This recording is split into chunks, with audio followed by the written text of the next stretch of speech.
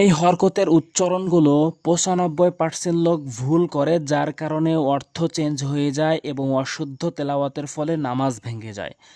আপনি যদি শুদ্ধ তেলাওয়াত করতে চান এই হরকত দিয়ে, আজকে এই ৫ম নাম্বার পর্বে হরকতের পরিচয় বলবো। আমি ৩০টি পর্ব সাজিয়েছি কোরআন শরীফ সহিশুদ্ধ করে পড়ার জন্য। তারই আজকে ৫ম নাম্বার পর্ব এবং এই ৫ নাম্বার পর্বে থাকছে হরকতের পরিচয়। এবং হরকতের পরিচয় কিভাবে আপনি জের জবর পেশ লাগিয়ে কিভাবে দ্রুত পড়বেন, এই বিষয়টি আমি স্পষ্ট করে বলবো ইনশাআল্লাহ। পুরো ভিডিওটি দেখার অনুরোধ রইল। হরকতের পরিচয়: এক জবর এক জের এক পেশকে হরকত বলে এবং এই হরকতের উচ্চারণগুলো দ্রুত করতে হয় এবং হরকতের উচ্চারণগুলো যখনই টেনে পড়বেন তখনই অর্থ চেঞ্জ হয়ে যাবে। যেমন আরেকটা জিনিস বুঝে নেই। জবর জের পেশ, জবরতে সবসময় আকার ধরে নেবেন এবং জেরতে সবসময় রুস্বীকার এবং পেশতে সবসময় রুস্বকার ধরে নেবেন।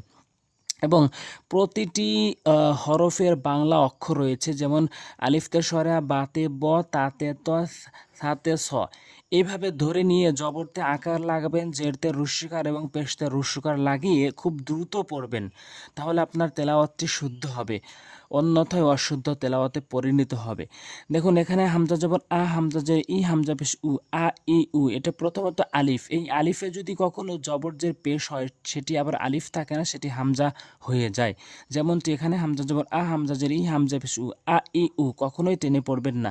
এরপরে দেখবেন বা জবর বা, বা জের বি, বা পেশ বু, বা বি বু, বা বি বু, বা বি বু।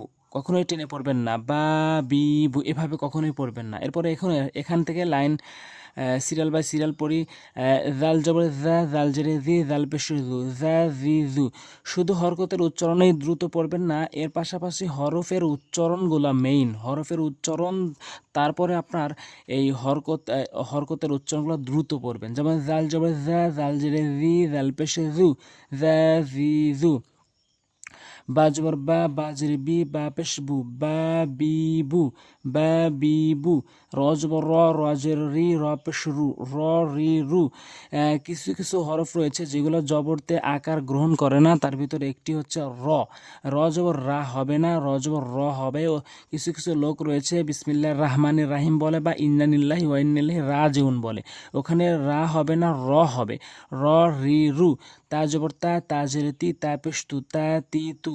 ঝা জবর ঝা, ঝা জের ঝি, ঝা পেশ ঝু, ঝা ঝি ঝু। সা জবর সা, সা জের সি, সা পেশ সু, সা সি সু। সিন জবর সা, সিন জের সি, সিন পেশ সু, সা সি সু। এরপরে জিম জবর যা, জিম জের জি, জিম পেশ জু, যা জি জু। শিন জবর শা, শিন জের শি, শিন পেশ শু, শা শি শু। হা জবর হা, হা জের হি, হা পেশ হু, হা হি হু। সদ জবর স, সদ জের সি, সদ পেশ সু, স সি সু। খ জবর খ, খ জের খি, খ পেশ খু, খ খি খু। দদ জবর দ, দদ জের দি, দদ পেশ দু, দ দি দু। দাল জবর দা, দাল জের দি, দাল পেশ দু, দা দি দু। ত জবর ত, ত জের তি, ত পেশ তু, ত তি তু। এভাবে আপনি বারবার প্র্যাকটিস করবেন এবং হরকতের উচ্চারণগুলো দ্রুত পড়বেন, তাহলে আপনার তেলাওয়াতটি শুদ্ধ হবে, অন্যথায় অশুদ্ধ তেলাওয়াত হবে।